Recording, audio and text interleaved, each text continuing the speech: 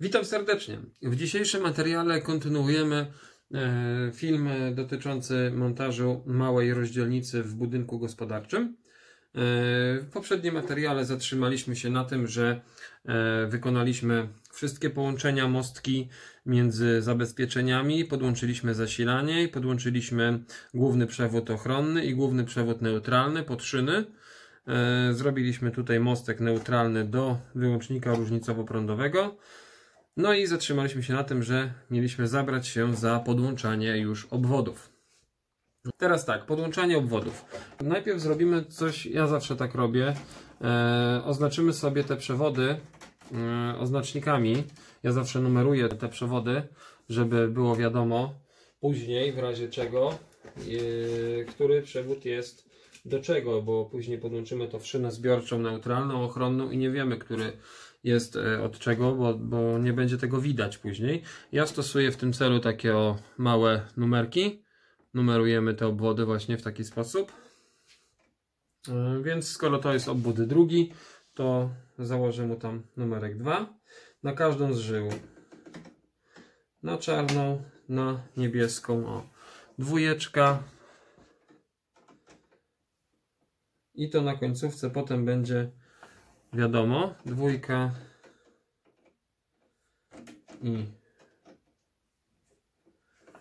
i dwójka. Ok. Te są założone. Teraz robimy to samo z trójką.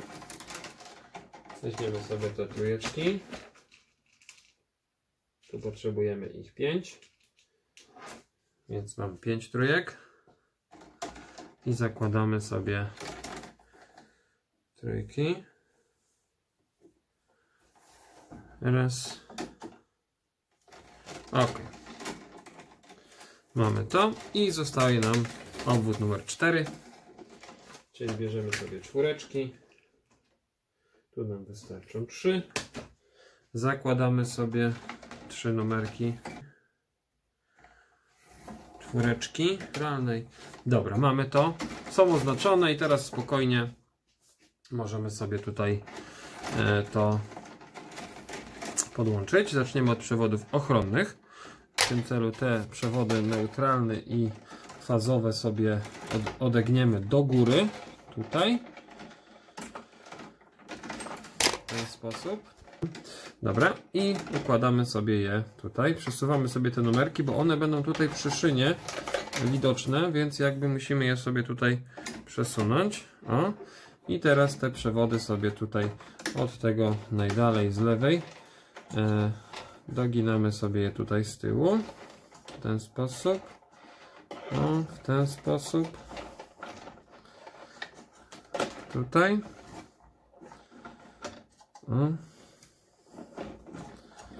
przesuniemy je sobie tam do tyłu i wtedy kolejno będziemy je tutaj, pominiemy sobie ten jeden zacisk, bo to jest taki większy zacisk. I zaczniemy sobie od tego trzeciego zacisku. Weźmiemy sobie kolejno, tak jak mamy obwody, i doginamy sobie tu do góry w ten sposób i tu będziemy patrzymy, numerek sobie ściągamy tu niżej, obcinamy sobie do szyny, tu zagniemy sobie tu tak. Zdejmiemy końcówkę i wprowadzimy pod zacisk i dokręcimy. Najpierw musimy popuścić. Ok. I dokręcamy.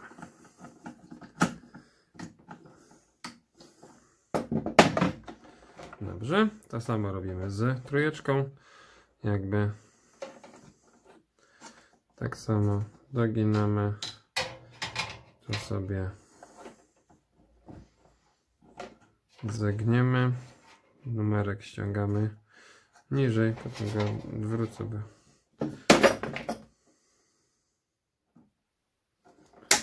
obcinamy, go tu odwrócę, bo on jest tak. Ok. I potem jakby dzięki zastosowaniu tych numerków łatwo będzie wrócić później. Będziemy wiedzieć, który przewód ochronny odpowiada któremu fazowemu, któremu neutralnemu. Także no wiadomo, że im więcej tych obwodów, tym więcej pracy z montażem tych numerków jest. No ale jakby na przyszłość wiem z doświadczenia, że na przyszłość warto w razie jak coś jest, jakaś awaria, czegoś szukamy, coś nam wyrzuca, to potem jakby łatwiej jest zlokalizować ten błąd. Tu sobie dogniemy i utniemy sobie ostatnio. Obrócimy jeszcze numerek tak samo jak te pozostałe i wprowadzamy tu na zacisk.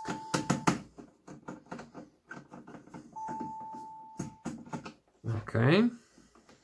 I tak to wygląda. Teraz zajmiemy się przewodami neutralnymi, ale przewody neutralne muszą przechodzić przez wyłącznik różnicowo-prądowy, dlatego nie możemy ich podłączyć tak jak przewodów ochronnych pod szynę. Bo jeżeli podłączymy je pod szynę, to te przewody będą bezpośrednio połączone razem z żyłą neutralną przewodu zasilającego, co spowoduje nam wyrzucenie wyłącznika różnicowo-prądowego, gdyż wyłącznik różnicowo-prądowy o wartości np. 30 mA, prąd, który wpływa do rozłącznika przez przewody fazowe, musi być równy prądowi, który wraca przewodem neutralnym.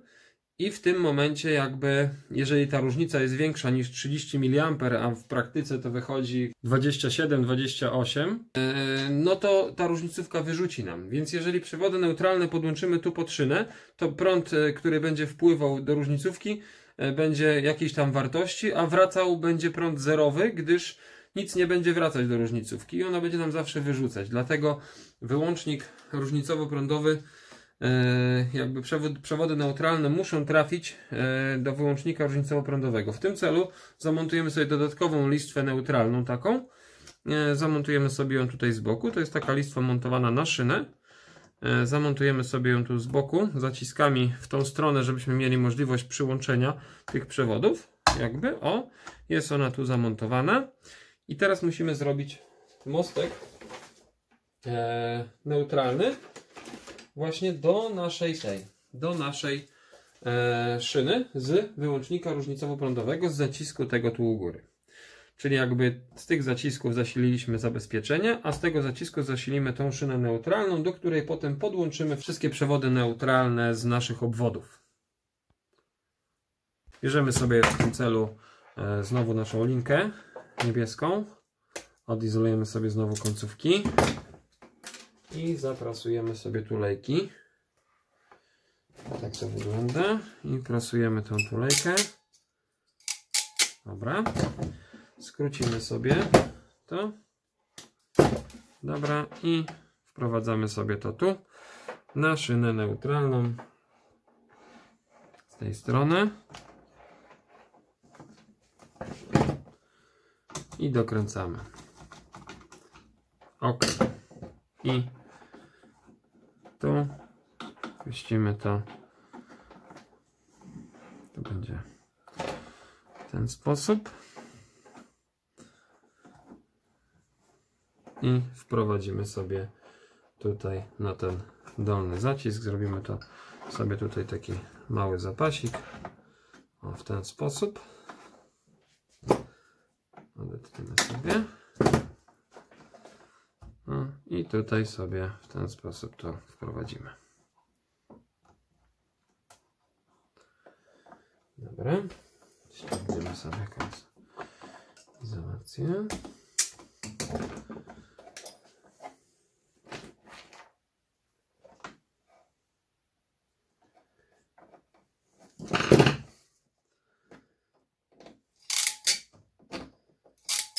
Dobra. Obetniemy sobie końcówkę i wprowadzamy tutaj pod ten zacisk, z tym, że musimy go odkręcić. O, dobra. I dokręcamy.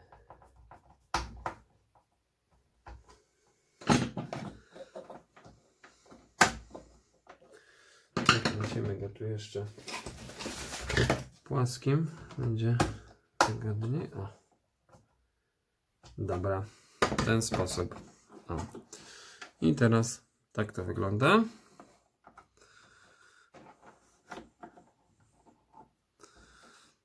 Dobrze, tak żeby nam tutaj nie przeszkadzało później w podłączaniu obwodów. Dobra, i w tym momencie nasz przewód neutralny jest tutaj już podłączony pod tą szynę. I pozostaje nam teraz doprowadzenie przewodów neutralnych tutaj do tej szyny. W tym celu tutaj bierzemy je sobie, wcześniej odgięliśmy do góry, teraz je sobie tutaj sprowadzimy na dół i przesuniemy sobie te numerki. A tu? Aha, tu ja założyłem dwa numerki na czarną żyłę. Nawet nie zauważyłem tego wcześniej, więc ją sobie przełożę. Ok. Dobra. I mamy to tutaj. Teraz lecimy dalej i doprowadzamy te przewody neutralne do naszej tej. W tym celu musimy sobie je tutaj przełożyć do tyłu. No, w ten sposób. Podegniemy je sobie tu ładnie. W ten sposób. I jakby też zrobimy sobie zapas. O, i widzicie teraz, jak je pogrupujemy już razem, jakbyśmy mieli ich już więcej, no to bez tych numerków już nie będziemy wiedzieć, który neutralny jest od którego przewodu, nie? A dzięki zastosowaniu tej numeracji wiemy po prostu, który jest który i możemy je sobie tutaj swobodnie podłączyć. Przewód neutralny, jest trochę zapasu i to wystarczy. I teraz jakby tu sobie od dołu zaczniemy je, przesuniemy sobie te numerki i w ten sposób sobie je tu przytniemy. Ok, i będziemy po kolei tu wprowadzać. Można sobie tutaj wziąć małe tryciki i takimi malutkimi trycikami sobie ładnie to pospinać. Jeżeli już tutaj więcej nie będziemy dokładać tych przewodów neutralnych, no to możemy je sobie ładnie tu taką opaską spiąć i wtedy one nam tu ładnie będą leżeć i nie będą się nam też tu przesuwać. W ten sposób obetniemy sobie. I o to chodziło. I to samo zrobimy sobie tutaj. Zepniemy je sobie tu ładnie razem. Taką opaską też, żeby nam się nie rozchodziły. Położymy je tutaj ładnie w ten sposób i zepniemy. O, super. Tak. I dobra. I teraz jakby ściągamy izolację, końcówkę w ten sposób i wprowadzamy sobie na zacisk. Popuścimy sobie najpierw 3 zaciski z tej strony, będą nam potrzebne. 1, 2 i 3 i wprowadzamy w ten sposób i dokręcamy. 1. Teraz trójeczka.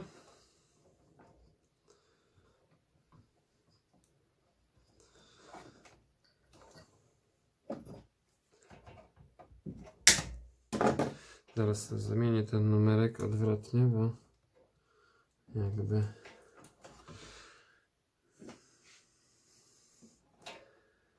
jeszcze tą dwójkę zamienimy też. Ten numerek na dwójce.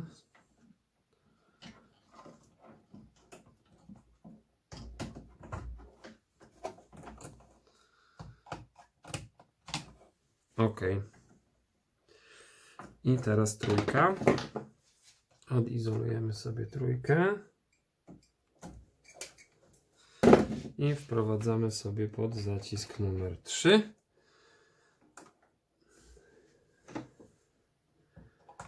I dokręcamy. OK.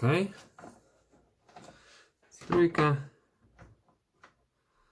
I lecimy czwórka. To samo. Też sobie doginamy w ten sposób.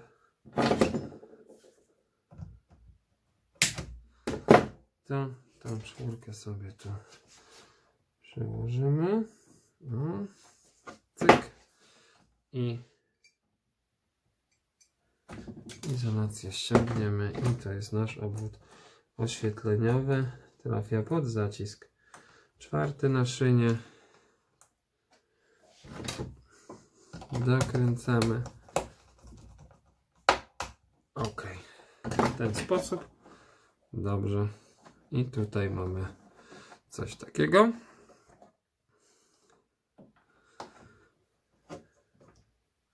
I tak to wygląda, jeśli chodzi o przewody neutralne. I zostają nam tylko przewody fazowe. Dobra, i zabieramy się za przewody fazowe. Najpierw je sobie tutaj przesuniemy sobie te numerki dalej. O, w tą stronę. I jakby zrobimy sobie tutaj zapasik tych przewodów. W ten sposób, że doprowadzimy je sobie do tyłu. W ten sposób jakiś zapas musi być. O, przegniemy je sobie tak i w tą stronę będziemy je sobie tu ładnie sprowadzać. O, w ten sposób na dół. Jeżeli jest miejsce, jeżeli mamy możliwość, zróbmy sobie zawsze zapas tych żył.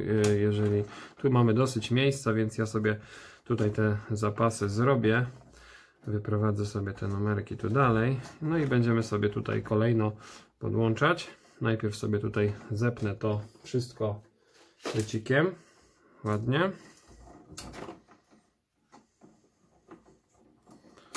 W ten sposób.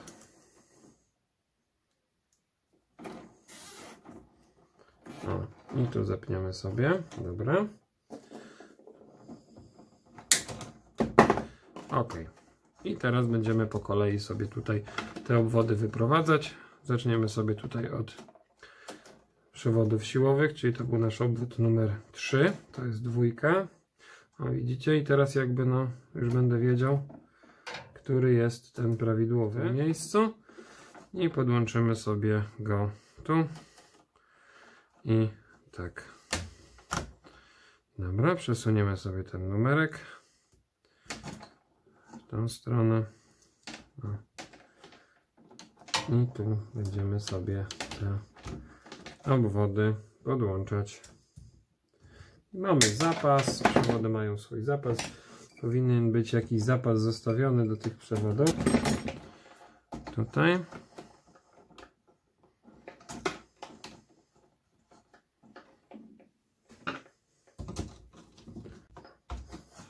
OK. Trójeczka. Teraz żyła czarna.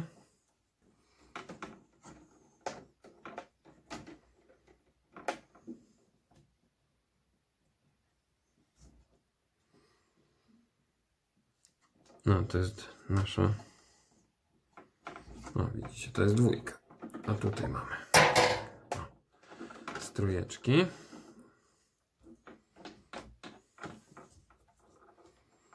OK.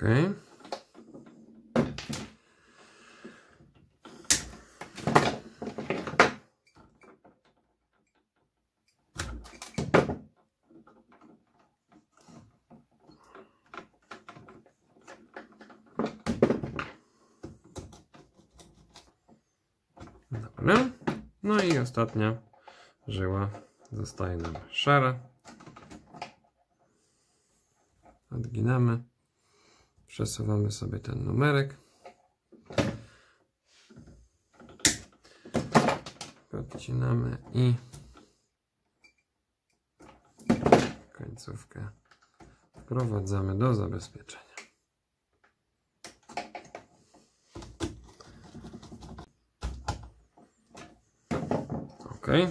tak to wygląda. I teraz zajmiemy się żyłą fazową od naszego gniazda 230. To jest ta czarna, oznaczona numerkiem 2. Także teraz tą tutaj zrobimy.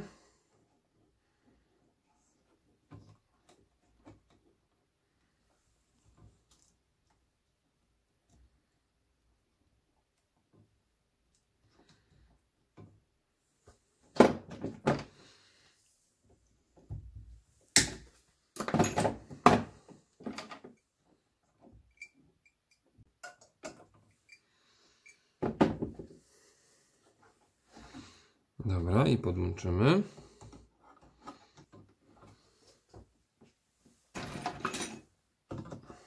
I skręcamy. Ok. Nasza żyła oświetleniowa.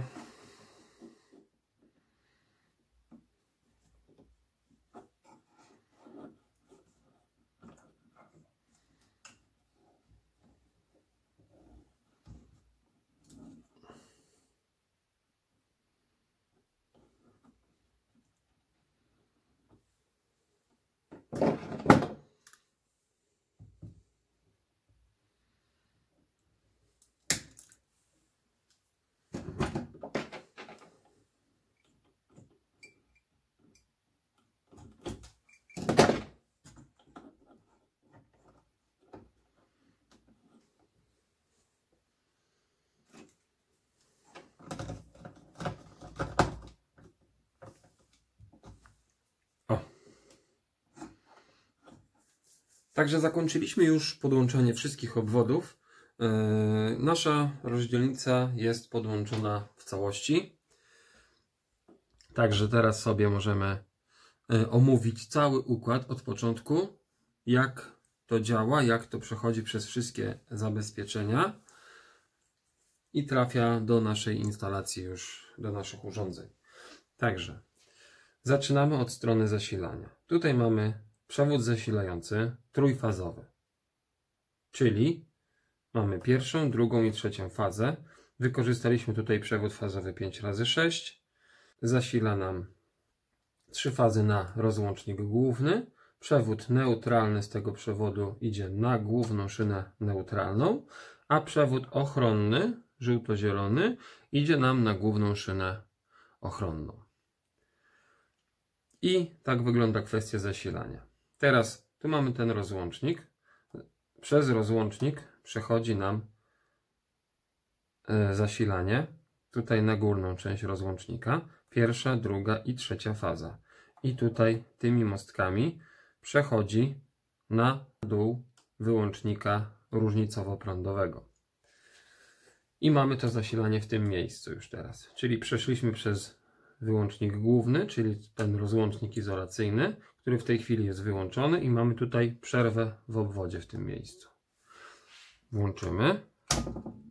Układ jest jeszcze bez napięcia, ale będziemy załączać po kolei zabezpieczenia zgodnie z jakby kierunkiem przepływu prądu. I teraz trafiamy tutaj na różnicówkę. I tutaj dodatkowo dochodzi nam, oprócz tych 3 faz, dochodzi nam przewód neutralny z głównej szyny. Przewód neutralny przechodzi przez szynę i tutaj tym przewodem wraca na zacisk neutralny wyłącznika różnicowo-prądowego. I fazy i neutralny przechodzą przez rozłącznik.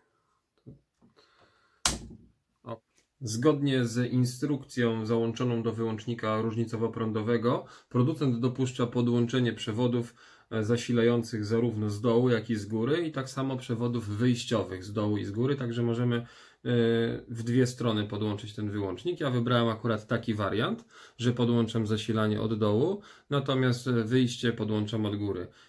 Przechodzimy przez wyłącznik różnicowo-prądowy i jesteśmy w tym miejscu. I teraz fazy nasze 3, pierwsza, druga i trzecia, pierwsza, druga i trzecia trafiają na wyłączniki nadprądowe, czyli już te wyłączniki, które bezpośrednio chronią naszą instalację. Trafia tutaj z pierwszej fazy na pierwszą fazę I z uwagi na to, że mamy tutaj kolejne zabezpieczenia, z tej pierwszej fazy odgałęziamy się na kolejne zabezpieczenie w rzędzie, które też powinno trafić na pierwszą fazę. Czyli rozdzielamy co trzecią. Pierwsza, druga, trzecia, pierwsza, druga. No i tutaj już nie ma kolejnego zabezpieczenia, więc kończymy na drugiej. I mamy z tego zacisku lecimy na pierwszy zacisk nadprądowego, pierwsza faza i z niego mostek na ten wyłącznik nadprądowy, który zabezpiecza nasze gniazda. I na tym się nasza pierwsza faza kończy. Potem mamy drugą fazę z tego zacisku. Trafia tutaj mostek i z tego zacisku trafia tutaj. Czyli mamy drugą fazę, a trzecia faza trafia z tego zacisku tylko tutaj, bo już dalej nie mamy nic. Jak mielibyśmy rozdzielnicę 1×18 i tam ewentualnie jeszcze jakieś 3-4 obwody, to byśmy mieli na przykład zabezpieczenia jednofazowe i kolejne mostki, nie? Teraz tak, jesteśmy w tym miejscu z przewodami fazowymi, ale tu mamy jeszcze przewód neutralny.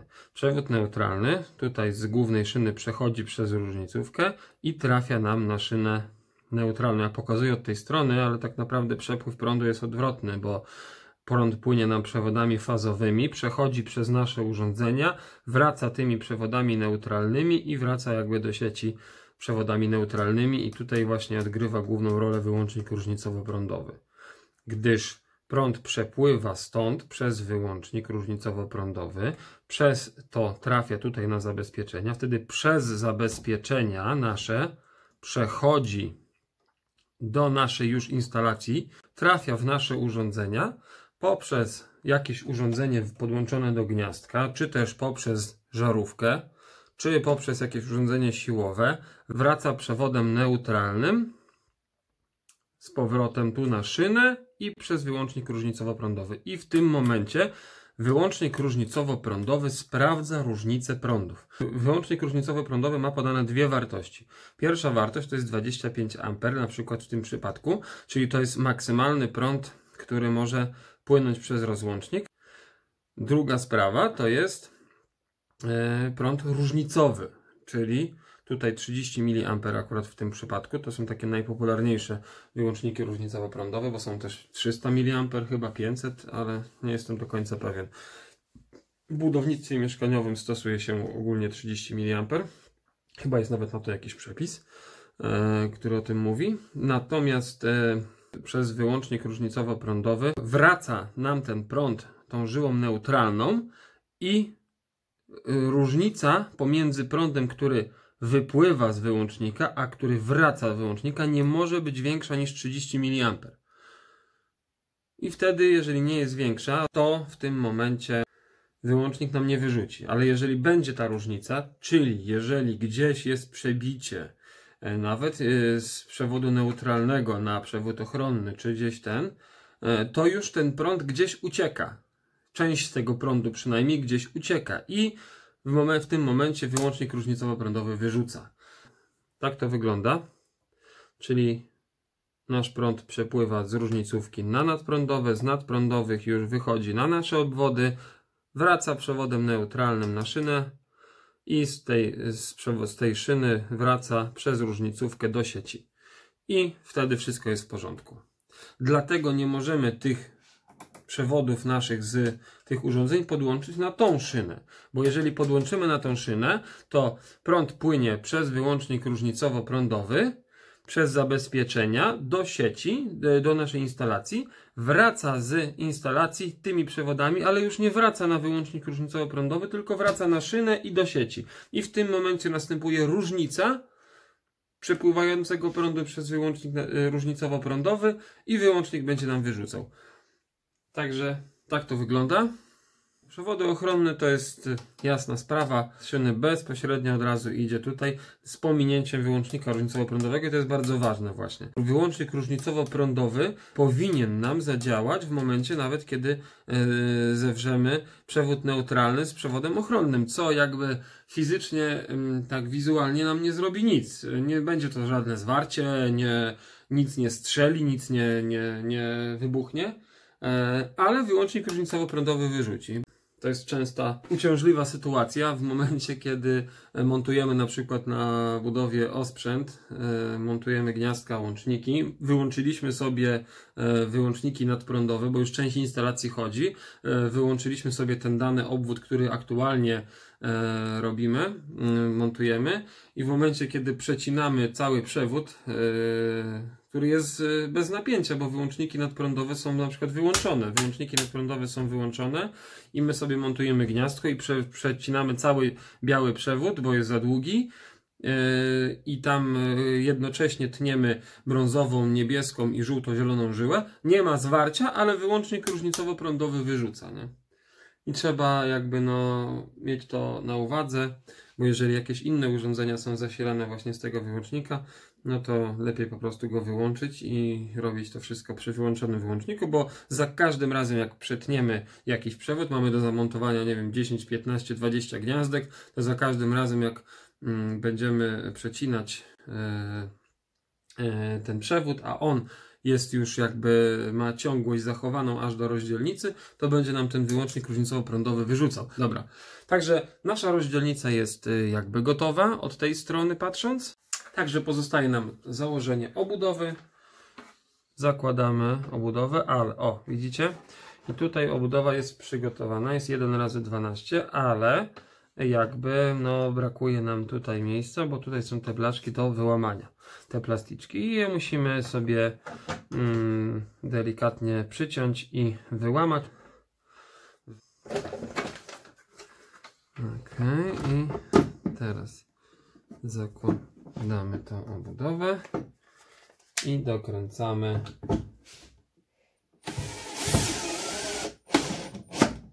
Ok. I po przekątnej. Ok. Teraz z tej strony. Ok. I czwarty trafia nam tu. O. Delikatnie dokręcamy. I super. Dobrze. Tak to wygląda. Tu mamy jeszcze takie dodatkowe te plasticzki akurat na plombowanie, ale to nam nie jest do niczego potrzebne. I tak wygląda rozdzielnica już jakby zamknięta. I co najważniejsza rzecz też pozostaje opisanie obwodów. Bardzo ważna część. Rozdzielnica musi być opisana i to wymagają tego też przepisy. Rozdzielnica musi być oznaczona w sposób jednoznaczny. Sposobów opisywania rozdzielnicy jest mnóstwo. Można na przykład nadać numerację każdemu zabezpieczeniu i przykleić sobie na przykład na drzwiczkach. Tu akurat są drzwiczki transparentne, więc trochę słabo, żeby na nich coś było przyklejone, ale jak są pełne drzwiczki metalowe albo plastikowe, to można tam przykleić sobie listę zabezpieczeń z numerkami i napisać, co do czego przynależy, albo można opisać, ja preferuję z reguły opisywanie bezpośrednio przy zabezpieczeniach, czy to z wykorzystaniem drukarki do opisów, czy jakby drukując sobie na papierze naklejkowym, przyklejając. Ja z reguły właśnie drukuję na papierze i mam coś takiego, taki pasek sobie gotowy robię, mam taki szablon i w tym szablonie sobie tworzę taki opis w całości i przyklejam rozdzielnicę w ten sposób. I jest ładnie, estetycznie opisane. Jak widzimy, wyłącznik główny na czerwono, żeby było wiadomo, że to jest główny, że w razie jak się coś dzieje, to lecimy do rozdzielnicy i wywalamy główny i wiemy, że nie ma napięcia. Wyłącznik różnicowo-prądowy, gniazdo 400V 16A, gniazdo 230 i oświetlenie. W taki sposób jest opisana rozdzielnica. Także tak to wygląda. W tym materiale to wszystko. Zapraszam na kolejny materiał, w którym przetestujemy sobie różne jakby warianty w tym układzie. Sprawdzimy sobie działanie zabezpieczeń i między innymi zrobimy też zwarcie, żeby sprawdzić, jak zadziałają zabezpieczenia w przypadku zwarcia. Także tak to wygląda. Jeśli spodobał Ci się ten materiał, daj łapkę w górę, zasubskrybuj ten kanał, naciśnij dzwoneczek, żeby nie przegapić kolejnych materiałów. Napisz mi w komentarzu, jeśli mam poruszyć jakiś konkretny temat w następnych materiałach. Zapraszam na moją stronę na Facebooku do udostępniania moich filmów wśród swoich znajomych. Pomożecie mi w ten sposób rozwijać ten kanał. Dodatkowo zapraszam na zakładkę społeczność na moim kanale.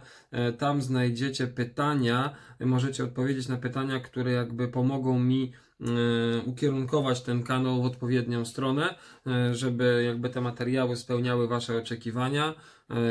Nie mówię, że to nastąpi od razu, no bo taki proces tworzenia materiału jest długi, natomiast no, będę wiedział jakby czego oczekujecie ode mnie i takie też materiały będę starał się w miarę możliwości wykonywać. Na dzisiaj to wszystko, trzymajcie się, cześć.